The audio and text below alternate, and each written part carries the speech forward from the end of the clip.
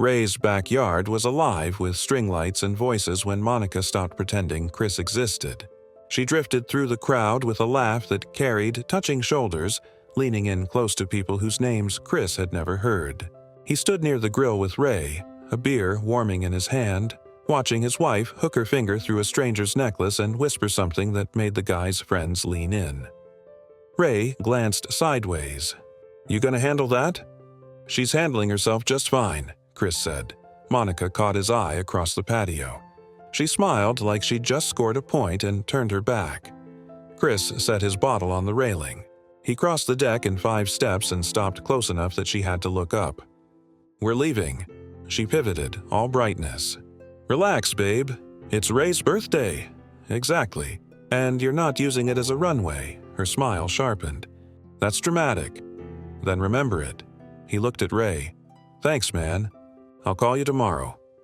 He walked out the side gate, got in his truck, and drove home. No yelling, no scene. Just the line. She arrived 15 minutes later. The door clicked open, heels on hardwood. Chris was at the sink, washing his hands. "Okay," she said, setting her clutch on the counter. "I pushed too far."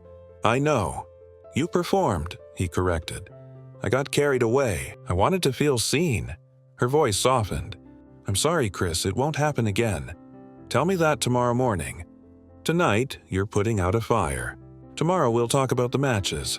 She nodded quickly, like she'd take any terms. "Okay, tomorrow." Chris slept on his side of the bed and listened to the fan turn. Apologies at midnight were easy. He'd see what they cost at breakfast. In the morning, he made eggs. Monika hovered at the island in one of his shirts, quiet like silence was currency. "I heard you," Chris began. "So here's how it works for a while." Her eyebrows lifted. "We pause on couples nights. You handle your calendar. I handle mine. No events where I'm decoration." He cracked another egg. "If you go out, text by 10. Not permission, information.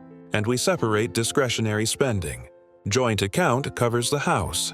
Your extras aren't my problem. Mine aren't yours." "That's a lot," she said, reaching for coffee. "Respect is easy until you have to show it." "I apologized," she said, steel creeping in. "Accepted. And this is me making sure we don't repeat the same scene." She sipped, studied him over the rim. "You're punishing me." Wrong word. "I'm protecting the marriage from your boredom." Her mouth opened, closed. "So the camping trip with Jenna and Ray next weekend?" "Not going." "I'll tell Ray today," she laughed once. "You're serious," Chris set his fork down. "Monika, I'm not competing with strangers at parties for my wife's attention. I'm not auditioning at home either. These are my terms for calm." She stared at the counter, then at him, calculating. "Fine. Good. Last thing. No jokes about me in front of your friends for a while. If you want to talk about me, talk to me. So I can't joke?" She tilted her head. "Are we in a courtroom now?" "You can joke. You can also read a room. Choose wisely." She rolled her eyes and walked to the living room. Chris texted the group. "Pulling out of camping. Work and timing. Rain check." Within a minute, Jenna sent a thumbs up. Ray added a shrug. Then Monika chimed in. Chris's responsible era. He put the phone down. Public was public. Work was a relief. Blueprints and schedules didn't play games. Around noon, the shop door opened and Monika walked in with a paper bag. "I brought lunch." She set it on the workbench like an offering. "Turkey and avocado. Your usual." Dan, his foreman, looked up from the cut list, threw Chris a glance, and headed out to the yard. "I can feed myself," Chris said. But he opened the bag. It was actually his usual. She knew. I meant what I said. About stopping the nonsense. "Good. You'll have plenty of chances to prove it." She reached out, straightened a tape measure by his elbow. Small, neat touch. "How about dinner Friday? Just us. No phones." "That works. Home. Keep it simple."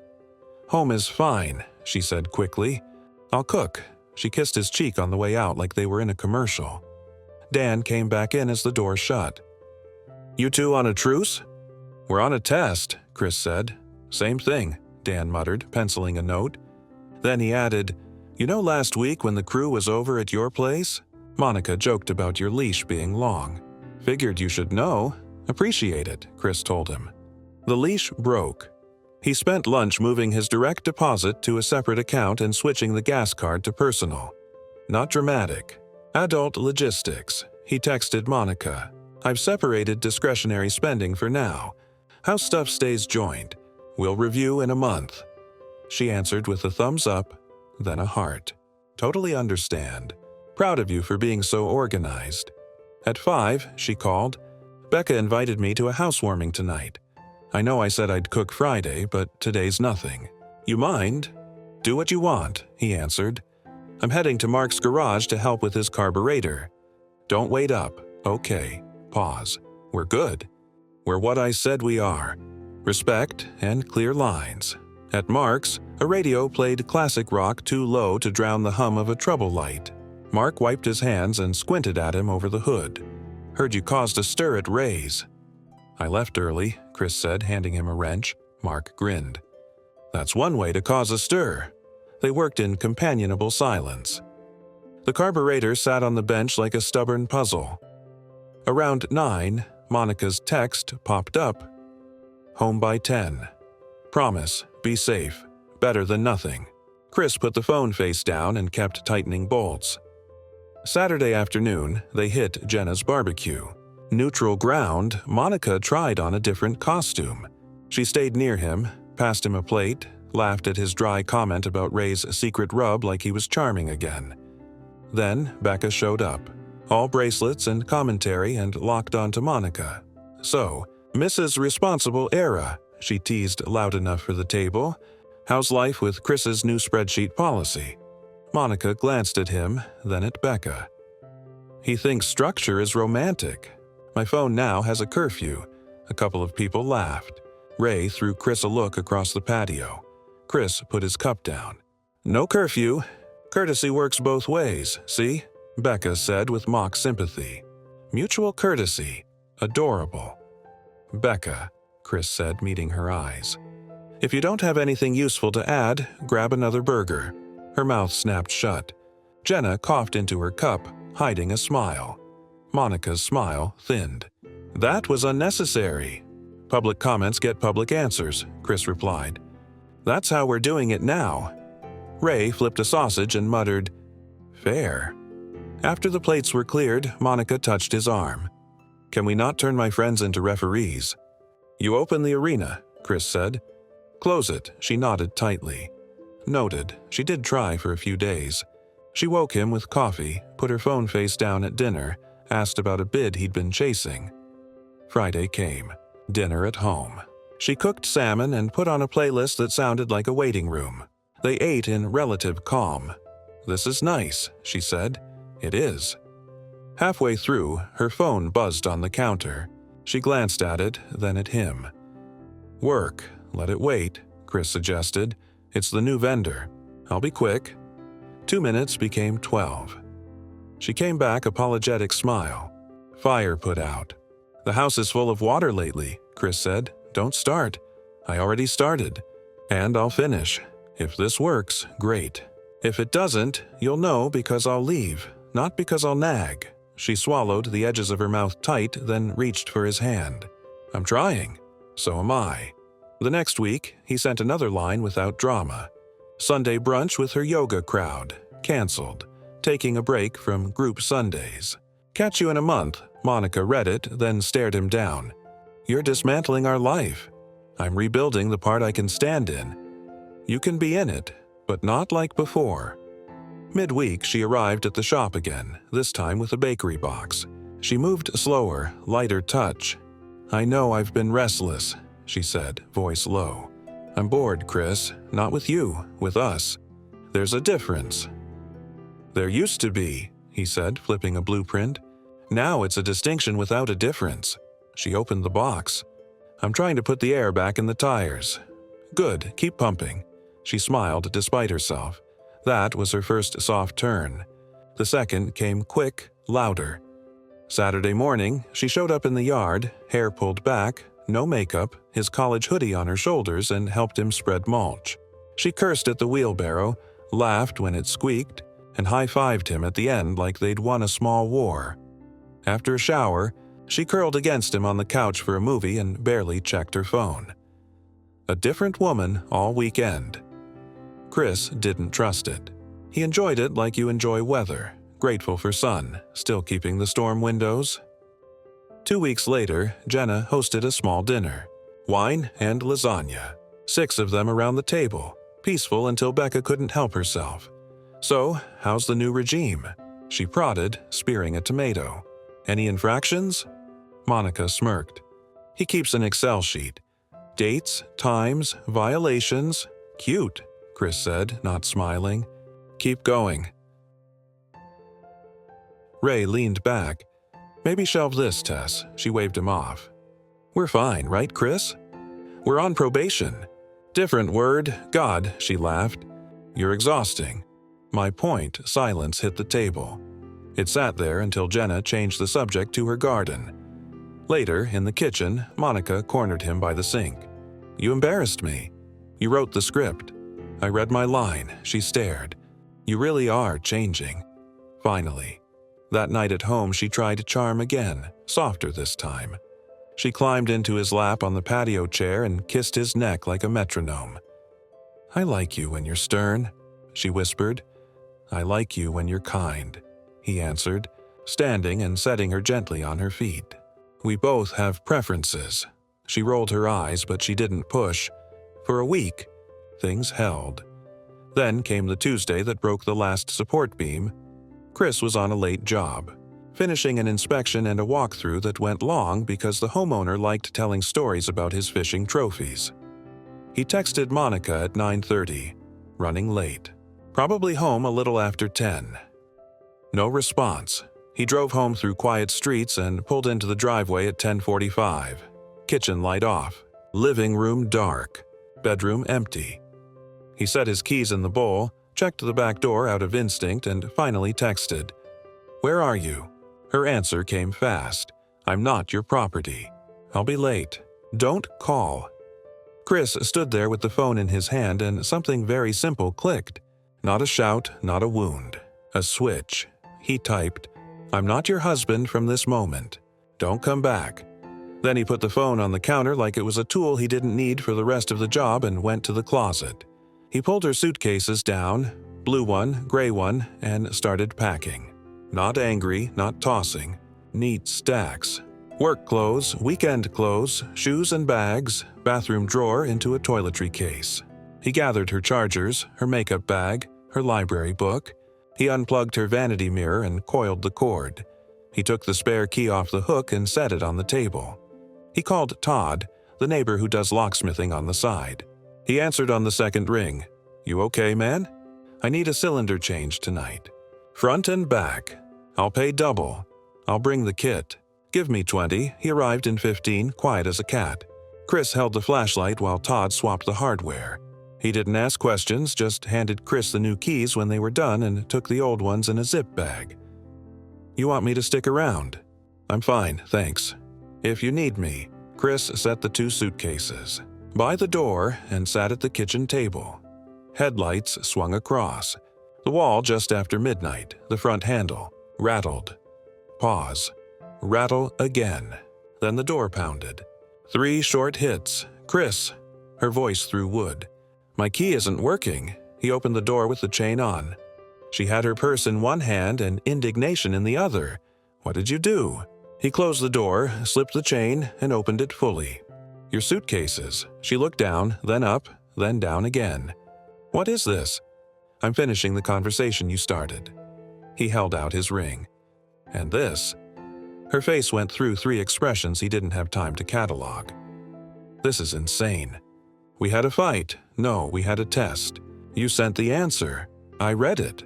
She glanced past him into the kitchen. "We can talk." "We won't. You wrote it yourself." "I'm not your property." "Right. And I don't keep what isn't mine. These are your things. Go to your parents, your friends, your crowd, whoever you want. But you don't live here from this moment. You can't do this. You mistake me for a man asking permission." She put a foot over the threshold, testing, Chris slid the suitcases toward her with his foot. Don't. It wasn't a threat. It was a boundary. She stopped. You're making a huge mistake. Maybe, but I don't make the same one twice. Chris, listen to me. I've been listening for months. Now I'm done. Pick up your bags. Her eyes filled. She reached for the ring in his hand. He put it in hers. Where am I supposed to go? It's midnight. Your family. Or a friend. You've rehearsed this night for a while. You just didn't expect me to say my line. She tried one last angle. You'll regret this in the morning. In the morning, I'll be filing the paperwork. She held his eyes like she could pull something from them. Finding nothing, she took the handles, turned, and walked down the steps. The wheels thumped twice on the concrete. Chris closed the door, turned the deadbolt, and laid his new keys on the table. He slept. Not well, not badly, just horizontal with a clear decision in the room. At 8 sharp, he showered, shaved, put on a clean shirt, and drove to the clerk's office. Paperwork was dull until it saved your life. He filled in every line. On the way back, he stopped for coffee and texted Monika from a new email he'd created for this purpose. Your remaining items are boxed. Availability for pickup Saturday 10 to 12 or Sunday 2 to 4. Reply here only. The phone rang 5 times before noon, her number flashing. He let it go. She left 4 messages he didn't listen to. Jenna texted, "Are you home? What happened?" "Call me," he answered. "I'm okay. I made a decision. I'll explain later." At work, Dan watched him measure out a run of cabinets. "You look 10 pounds lighter." "I'm 10 pounds clearer." "Whatever you did," Dan said, "you did it clean." That was the goal. Monika sent an email at 2. "We shouldn't throw away years over one night." "I'm sorry for that text. I was angry." "Please meet me," he replied. "We're not throwing anything. We're setting it down. Saturday, 10 to 12 or Sunday 2 to 4 for the rest of your things." At 6, Ray called. Chris answered him because Ray deserved answers. "I heard." "I know." "You sure?" "I'm sure." I gave her every chance. I put a fence around us. She climbed it, silence. "You need anything?" "Dinner," Chris said, surprising himself. "Something stupid and greasy." Ray laughed once. "On my way." He and Jenna showed up with paper bags and quiet faces. They ate at the island. Jenna finally asked, "Did she really?" "She sent me a message. I sent one back. Then I followed it." Jenna rested her chin on her hand. "She keeps calling me." "You can answer if you want. Just don't carry messages. I'm not negotiating." "We won't," Ray promised. Saturday morning, Monika's dad pulled up in a pickup. He was a decent man who liked hunting and not talking. He looked at Chris like he'd seen a lot of young men think they were strong. Chris looked back like he finally was. "She in the truck?" "I figured," he nodded at the boxes. "This all of it?" "For now. The rest is in the garage. Tools, blender, the framed print. If I missed anything, email. I'm not playing hide and seek." He took a breath. "You too, sir," Chris cut in. "I respect you. I won't discuss your daughter with you. I'll carry the heavy stuff and hold the door. That's all." He studied Chris a second more, then nodded once. They moved the boxes. Monika stayed in the cab, sunglasses on, not looking up. Her dad closed the tailgate and stuck out a hand. "Good luck." "You too," Chris said and meant it. By Sunday evening, the house felt like a place again. Quiet. Chris sat on the porch and listened to nothing important. The sky did what it always does without him giving it instructions. The week after, he blocked her number. She found new ones. He blocked those. She emailed. He replied only to logistics. Dates and times, receipts for the utility split. A short note about forwarding mail. He never answered a sentence that started with why or please or remember. Her friends tried a few times. He didn't make them his problem. A month later, papers arrived back, stamped and real. He signed the final signatures. The house stayed with him. The truck, obviously. Half the savings. Clean math, they never had kids, no pets, no shared business, just a mortgage and habits. Habits were harder, but at least they didn't hire lawyers. Chris threw himself at work, took the bids that made sense. said no to the ones that looked like headaches. Dinner with Ray on Wednesdays became a thing. Jenna roped him into fixing a shelf that had been crooked for 2 years. He bought a second-hand smoker and learned it well enough to feed people without poisoning anyone. On Saturdays, he hit the gym early, the grocery after, and the hardware store with a list. A quiet life wasn't dull if you built it right. He did try dating. Coffee with a nurse who laughed like she didn't know anyone. Drinks with a lawyer who asked sharp questions and paid for the second round. A hike with a teacher who hated small talk and loved trail maps. Nice women. Nothing stuck yet. That wasn't a failure. It was pace. Every few weeks, Monika tried a new angle. An email, a message through Becca, a handwritten note left in the mailbox like they were in a movie. The lines changed, but the goal didn't.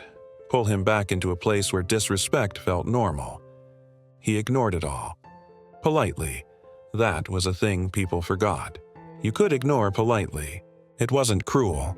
It was clear. He ran into Becca once in the grocery store. She stared at his cart like his milk was a confession. "So, you're really done?" "I was done the night she texted me I didn't own anything." I took her word. "She didn't mean it. She typed it." I answered. "That's enough," she shifted. Tried for leverage. "She's not doing great." I believe it. "Choices have invoices." Becca blinked. "You're colder than I expected." "I'm warmer to myself than I used to be." At the end of summer, Ray and Jenna hosted another barbecue. Smaller crowd, no shows. They ate ribs off paper plates and told stories that didn't need villains. Halfway through, Jenna looked at him over the rim of her cup. "You good?" "I'm better." "You think you'll ever talk to her?" I talked. I finished. Everything after a period is noise. On the drive home, the windows down, the truck felt like his in a way it hadn't in years. His phone sat quiet in the console. His house was where he left it. His bed was squared away with 2 pillows and 1 head. Peace wasn't dramatic. It was just the absence of stupid. People like to think a man left when he was angry. Chris didn't. He left when he was completely calm. She had told him clearly he didn't own anything. He agreed and returned what never belonged to him. The job of carrying both sides of a marriage alone. He kept his keys on the hook by the door. Now he made his coffee the way he liked it and left the cup in the sink until he had time. He answered texts from people who meant their words. He looked at women who looked back with respect. He didn't spin stories in his head about someone changing if he just held out his hands. He was done holding out his hands. If the right woman showed up, he'd recognize her. She'd speak to him like a partner, not an audience. Until then, he was good. He was at his table, in his house, with his quiet and his schedule and his ring-free finger, living a life that fit him like his own jacket. As for Monika, he heard things. She moved into a rented townhome across the river. She traded the yoga crowd for a new set of people who used different words for the same games. Her photos looked like she was chasing light with a net that had a hole in it. That wasn't his assessment. That was just what it looked like from across a room he was no longer standing in. Sometimes a line wasn't for the other person. It was for you. His was simple. I won't be insulted in public, negotiated in private, and expected to smile in pictures. I won't do auditions in my own home. I won't carry 2 people alone. When she told him she wasn't his, he heard the freest sentence in the world. "Right," he told her at the door. "You're not, and I'm not yours either." Door closed. Locks changed. Papers signed. Life resumed.